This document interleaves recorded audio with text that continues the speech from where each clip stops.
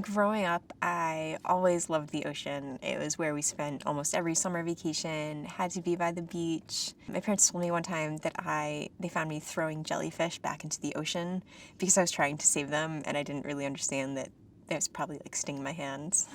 I loved being at the aquarium, being at the ocean. I was going to be a dolphin trainer. I was going to be a marine biologist. I was going to save the world and save all the sea turtles. In high school, I did an internship at a hospital and briefly thought that I wanted to be a physical therapist.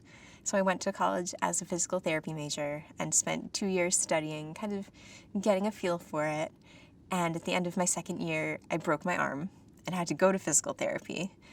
And that process made me realize that it was not, in fact, the right field for me. And in my heart, I think I knew it all along that I had to go back to biology. So I switched majors and graduated on time, even after switching, with my bachelor's in biology. I had two great advisors who helped me line up all of my coursework and make sure that everything applied where it could. After I graduated, I spent the summer offshore of New Hampshire on an island doing lifeguarding and volunteering at a small marine lab out there. I came home in the fall and just started applying to jobs and internships everywhere. Wasn't picky, I just had to find something, and ended up at Mystic Aquarium in the winter doing an internship with their marine animal rescue program. So that was my first taste of working with stranded seals, dolphins, doing necropsies, doing data collection, working with animals in rehabilitation that are getting released. After my internship ended, I went back to New Hampshire to work on the island, and I managed the marine lab that I had been volunteering at the year before. So we did daily tide pool walks and education programs with groups that came to visit, managing their fish tanks and their live animal collection for the summer, which was a lot of fun. And when I came home, I was hired at Mystic full-time. So I was an aquarist, which is someone who takes care of the aquarium fish in our tanks. And I was in charge of our sea turtle, our sharks and our rays, and some of our tropical fish. So I did that for 2 years, working with our vet staff and our education staff, making sure animals were well fed, well cared for, healthy. We did education programs with field trips and school groups and summer camp programs that would come to learn about our animals. VIPs would come and have, a special behind the scenes day, and we'd get to take them around and show them all the fun stuff. And it was a really great experience, but I always knew that I wanted to go back to school and I wanted to keep doing more and to specialize in my field. After 2 years of working at the aquarium, I applied to grad school and I was accepted at Duke for my Master's of Environmental Management with a focus in coastal management. And it's a 2-year program. So I moved down to North Carolina and I did 1 year at the main campus in Durham, and my second year was at our coastal campus in Beaufort, North Carolina at their marine lab. And in between, I got a scholarship to move out to San Francisco for the summer, where I worked at the Marine Mammal Center doing rehabilitation and marine animal rescue for a couple 100 miles of the California coastline. So it was a much different scale than working at Mystic in our small little Connecticut and Rhode Island zone, but really fantastic experience working with some top people in our field. So after I finished my master's degree in 2013, I started applying to jobs. I had been all of spring semester and did a couple of interviews, and a couple went well, and a couple didn't go well, and they weren't really going anywhere for me. So I stayed in North Carolina, and I worked for a professor on a research project and continued to just dig deeper into volunteering with marine mammal stranding and necropsies and sea turtle stranding, and was able to work on some sea turtle releases and satellite tag some turtles and get really valuable hands-on experience through that, while also still working a little bit and trying to survive and be a new professional working. After a couple months of that, I moved down to Charleston. At that point, I was dating my future husband, so we moved down to Charleston together and figured we'd take a stab at a fresh start. And I didn't have much luck getting started down there, so I had to swallow my pride. I had the option of starting to waitress or starting to work at the South Carolina Aquarium as a very entry-level position in guest services. I made $9 an hour, which is very hard to swallow your pride and come back from grad school and I'm going to save the world And all of a sudden I'm back in a position that I could have done fresh out of college when I didn't have all this great experience. But I knew I had to be in the field and connected to marine biology somehow. So I stuck it out. And while I was doing that, I was still doing sea turtle patrol before work and volunteering for their NOAA office on the weekends and whatever I could do to just keep my foot in the door somewhere. And after a few months of working at the aquarium, I was interviewed for a position at South Carolina Department of Natural Resources through a contact that I'd met in grad school, and I never thought I'd see him again, and bumped into him at a winery in Charleston one day and suddenly reconnected again.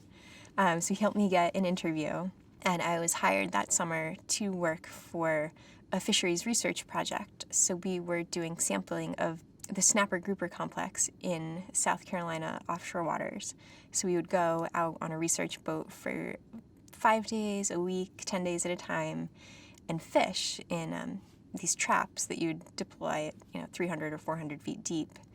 And we would take the fish up, we would put them on ice, and then take samples of their ear bones, of their reproductive organs. We would measure everything, know any unusual species that were there, and bring this information back to the biologists who were seeing how fast these animals were growing, how well they were reproducing out there, and what the health of those fisheries was. Especially in marine biology, it is a very small field, even smaller within sea turtle biologists or marine mammal biologists on the East Coast. So much of what we do is who you know. On our floor right here, I think we have about 10 other people that are graduates of my degree program at Duke who have similar experiences and similar backgrounds. So much of what we do involves alumni meetings. Since I've been here, I've taken student phone calls from current students asking how I got here.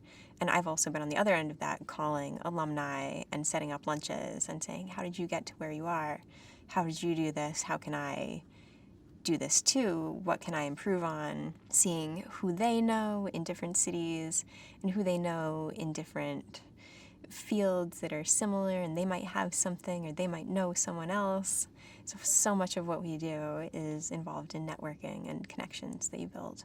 So while I was in South Carolina, my boyfriend, to-be husband, was offered a position overseas, and we talked about it, and we decided that it was really exciting and had a lot of potential for him, as well as a very promising salary and some benefits that would really help us get going in our future.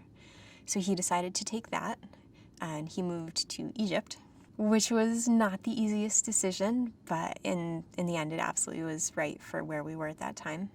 So I was still in South Carolina, and my family is from Western Massachusetts.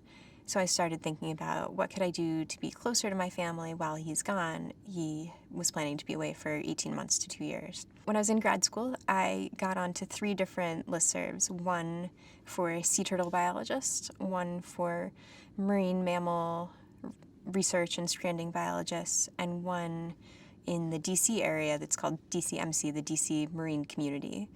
And they do job postings, internship postings, research papers and articles that have come out, and that was a huge lead on who's hiring, what types of positions are out right now, what salaries are being offered right now, who might have something, even just names of companies to start looking at. And I got an email from a listserv I'm on that said that NOAA's Protected Resources was looking for a new contractor to work on these projects that I was very interested in and the species that I was interested in. So I applied, and I did one interview, and I thought it was just the preliminary, sort down your top 10 candidates.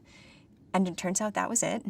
I sent in a writing sample and my references, and they called back just maybe 2 weeks later and said that they made an offer. It was much faster than I expected it to happen, but once all the pieces were in motion, here I was. I had my parents come up and look for apartments for me because I was still in South Carolina, and they're about 2 hours away from Gloucester. So I sent them a list of things and said, help me find something. I'll come home, but you know what I need. Here's my budget. Here's where I think I want to be. I knew I didn't want to be in Boston and having a long commute, not knowing too much of what the area would be like or what traffic conditions would be like. So they picked out an apartment in Gloucester that was about 3 miles from the office. And then they flew down, and my dad drove me back up with our apartment full of stuff and dropped me off in Gloucester, and here we are. A lot of contractors do end up becoming federal employees. It's just a matter of funding and being in the right place when a position opens up. So I've been a contractor for about 2.5 years, and I am applying to full-time government spots at this point. I'm hoping that in the next year or so, some funding will be open in either the Protected Resources Division here or down at the Science Center in Woods Hole, or potentially even another NOAA location around the country. Federal employees have a lot of flexibility. They can then move to other regions or other divisions. Sometimes people move over to Fish and Wildlife Service to work on other species as well.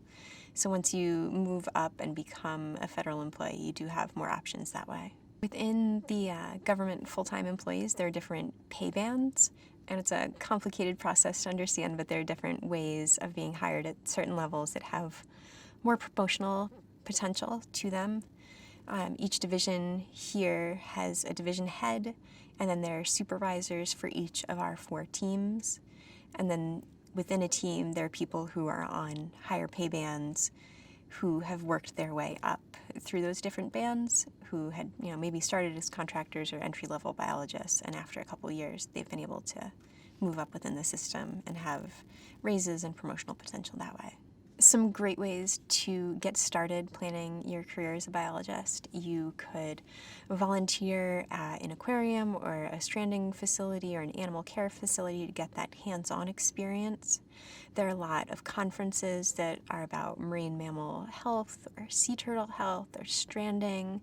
I did a lot of networking with alumni, especially through grad school, because so many of our alumni in our field are employing other graduates from our program, so it's a very close-knit group. So I did a lot of reaching out to alumni and asking them how they got there and what else I could be doing that they had already done. Joining listservs was a great way to hear about new opportunities and what fields were hiring and what organizations were hiring and what research was coming out that I should know about and stay on top of, as well as just what conferences or events were happening as well that I could participate in.